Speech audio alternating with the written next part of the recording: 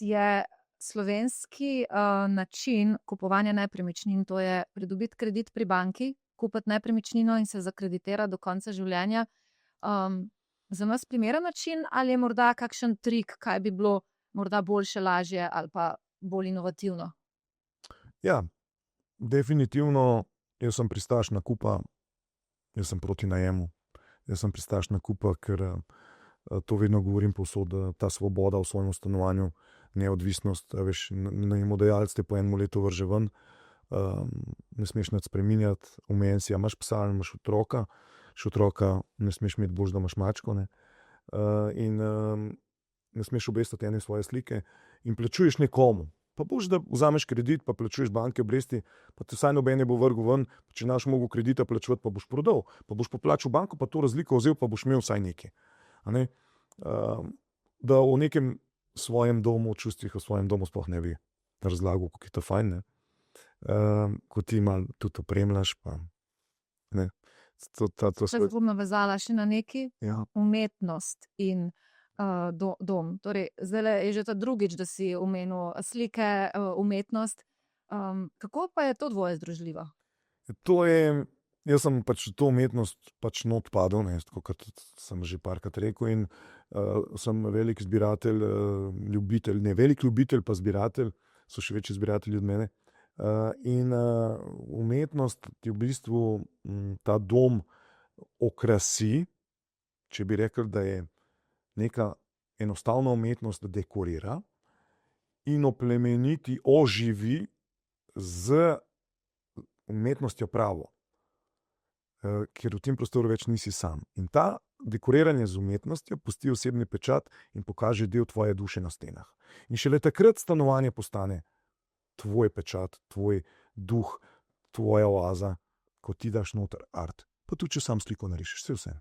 A ne? Ampak takrat z originalnim artom ti začutiš šele pravo bivanje. In dokler nimaš ta pravega arta, niti ne veš, kaj ti manjka v življenju. Jaz se s tem zelo strinjam. Sem to bi rada povedala. Recimo, no.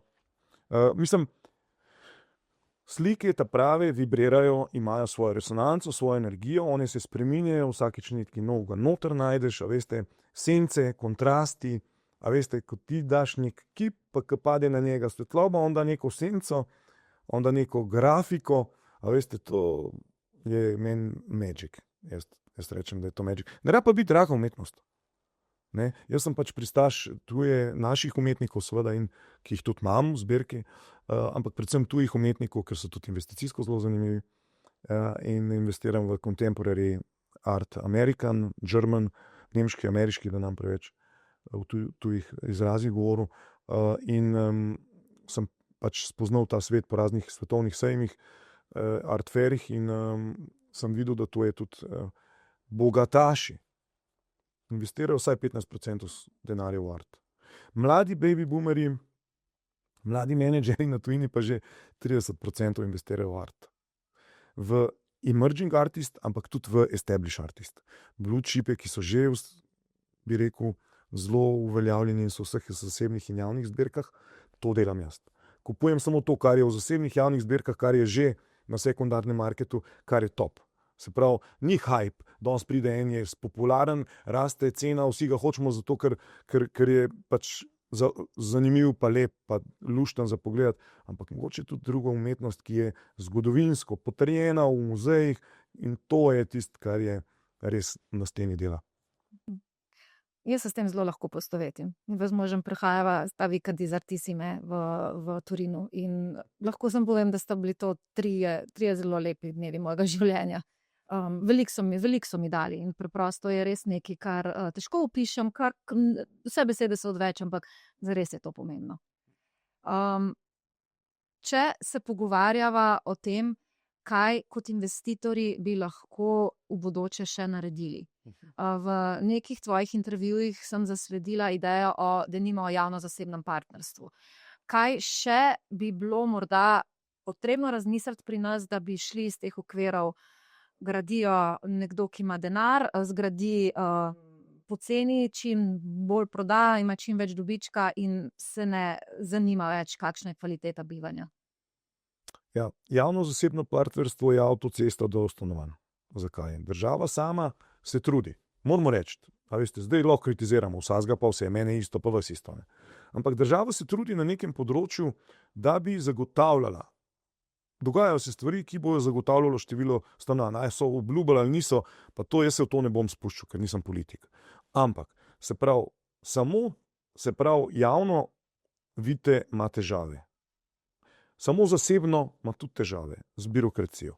Javno-zasebno, to pa pomeni dva svetova združena. Svet, ki ima zemljišča, država, svet, ki ima aparaturo, birokracijo, ki dovoljuje gradnjo, občine, seveda, moramo iti zraven, isto občinsko zemljo, občinske soglasja, in potem mi zasebniki, ki pa imamo mogoče kapital in imamo znanje, resurse, operativo. Ne? Če to dvoje združiš, dobiš avtocesto do stanovanja. Vsak za sebe, mi se matramo, država se matra. Ne? Tako da tle bi bilo še veliko stvari mogoče zapovedati danes, ne vem, koliko malo časa. Verjetno bi bilo sicer treba za to spremeniti zakon. Tudi. Nažalost, ker se ukvarjam s tem področjem, vem, da v tem trenutku zdaj bi nam manjkal tisti interes, da bi sploh utemeljili javno-zasebno partnerstvo, ampak zelo majhna pot je do tega, da pač zakon o javno-zasebnem partnerstvu spremenimo. Morda pobuda in delati na tem. Absolutno da. Mi smo imeli tudi nepremičninsko konferenco na Delu, ko sem jo jaz delal s poslovnim centrom Delo, kjer smo imeli tudi ministra Maljevca, pa iz ekipe, a ne smo imeli direktorja stanovanjskega sklada, gospoda Remca, smo imeli res župan in res en kup ene srednje strokovne in smo to tam debatirali, veste, sej interes je, ne. Sam mislim, da nekako ni še toliko hudo. Čeprav jaz mislim, da je. Kaj pomeni, da bo hudo? Oziroma, kdaj bo toliko zelo hudo, da bomo lahko rekli, da je pa res hudo? Ja, te cene že kažejo na to, da je hudo, ne. A veste, če bi bilo ful stanovanj praznih pa zgrajenih, pa te cene ne bi bile take, tako, ne. Se pravi, je že dosti trg zahteven, da ne bo preveč dramatična, da bi rekla hudo, ampak je zelo težko, prvi nakup je res problematičen, ne. Jaz se res želim približati vsi mislijo, da mi nepremičnine nabijamo cene, nepremičninarja, ne. Mi ne nabijamo cene, ker jaz dražje težje prodam, cenejše lažje prodam. Mi imamo zahtevne lastnike, ki želijo imeti čim večji donos in potem njih prepričujem, kako najti neko najbolj normalno ceno, a veste, da ne pretiravam. In tukaj imam jaz strašen problem, ker ljudje mislijo, vi nabijate. Ne, sploh ne. Mi znižamo kjerokoli ceno je možno, da približamo na neko realno, ampak, veste, želje so pa drugo. Ne? Tako da jaz definitivno vidim še druge ukrepe. Ne? Ki so, recimo? Če gledam, ne bi šel rad v politiko, ne? Ampak če bi imel možnost, da sem jaz minister za en dan, kaj bi to bilo? Recimo, pa res sem poslovnež, izključno si želim samo delati, me to ne zanima. Je pa res, da če bi imel to možnost, bi naredil mogoče, pa to ne bo kritika kogarkoli, ampak samo moje razmišljanje. Se pravi, absolutno javno-zasebno partnerstvo, o katerem sem govoril. Absolutna združitev, brez fige v žepu. Z občinami in z državo. Pregledati fond državnih stanovanj, ki so prazna, kako se uporabljajo, in jih adaptirati, osvežiti in jih ponuditi na trg. Pregledati fond zemljišč, ki jih lahko ponudimo, če sem minister, in bi prosil ministra za finance, da razmisli o amnestiji za vsa stanovanja, ki se oddajajo na črno. In bi prosil ministra za finance in bi mu predlagal tudi gospodu Boštjančiču, s katerim so bila tudi na Odmevih skupaj in se mi zdi zelo se trudi, da bi znižali davek na oddajanje nepremičnin na 10%. Ne na 15%, na 10%. Če pa bi ti oddajal mladi družini, ranljivim skupinam, označenim, pa tudi mogoče še nižji davek za lastnika. Pa nujno spremeniti zakonodajo. Najemno. Se pravi, mi imamo star stanovanjski zakon, 53. člen stanovanjskega zakona, ki ščiti najemnika, slabega najemnika. Veste, ne govorimo o dobrem najemniku. Ne moreš ga vršiti ven, dvakrat na let imam vstop. Lastnik rajši reče, donos imam nič, razbol mi bo, ne morem ga vršiti ven, se pravi, najemni zakon, amnestija, pa nič davek. A ne. To je najbolj nujno. In Kaj misliš z amnestijo za stanovanja, ki se oddajajo na črno? A lahko pojasniš? ljudje oddajajo neke stanovanje in najemniki se not mučijo, ker morajo na črno plačevati, a veš, noben mu ne zagotavlja tega odnosa, nima pogodbe, a veš. In veliko pa lastnikov, ki oddajajo na črno, ki hočejo legalizirati, sem se jim zdi predrago, takih jaz nimam. Kdor pri nas ne prijavi na pogodbi, mi ne moramo narediti, ne. Jaz mu ne morem računa izstaviti, se pravi, ne morem pokasirati, ne. Se pravi, jaz skozi govorim lastnikom, bolj se nam splača, pravno varnost imate, oddajte in plačite davek, in take stranke imamo mi, poučene lastnike. In veliko je pa takih ljudi, ki skriva in se potem zaradi tega črnega To je trga. slovenska folklora. Ja, Se ne skrivamo se najemnikov, skrivamo tudi Res je. vse plačilo storitev. Recimo, ja, ampak vse zboljšujemo, vsi, ne. Se pravi, nismo rekorderji po dobičku, ne. Če ste gledali na Bloombergu, so nas tudi označili, nasproti drugih agencij, mi imamo največ dobička za 20 agencij, tukaj imamo dobička mi, ne. Se pravi, a veste, ne govorim, da kdo kaj skriva, ampak enostavno mi se res trudimo, delamo, ustvarjamo lastnike, borimo se na projektih in delamo velik promet, a ne. In plačujete veliko davkov. In plačujemo veliko davkov, ne. Ampak to nisem jaz pomemben tukaj. Se pravi, pomembni so ljudje, ki morajo priti do stanovanja, ne. Jaz jih imam že zadosti, ne. In to so me že razpeli zaradi tega. Ampak pač to je moje delo, to je moje življenje. A ne? In jaz pač živim, da delam z nepremičnini, imam nepremičnine. Jih tudi zgradim za trg. Saj, če mi jaz ne bi to delal, bi bilo še manj stanovanj. Ampak pustimo. Se pravi, ta davek, vstopni davek nakupa, ko jaz kupim stanovanje, bi bil pa še en kot od ukrepov, če bi jaz imel to možnost, prej, ko so rekli, če bi bil za en dan minister, je pa znižana davčna stopnja na novo stanovanje, novo za mlade družine, pa ne samo za mlade družine, za vse, ki prvič kupujejo stanovanje. Ampak omejeno, kdo? Te, ki kupujejo do zneska 400-500 tisoč. Ne nekdo, ki prvič kupuje vilo za 5 milijonov. A ne? Se pravi, za ljudi, ki prvič kupujejo, bi mogli biti brez DDV-ja, tu bi mogla subvencionirati država in najti sredstva. Kaj pa davek na drugo, tretje, peto, 25 Da, stanovanje? Da, se strinjam. Jaz sem pripravljen plačati davek.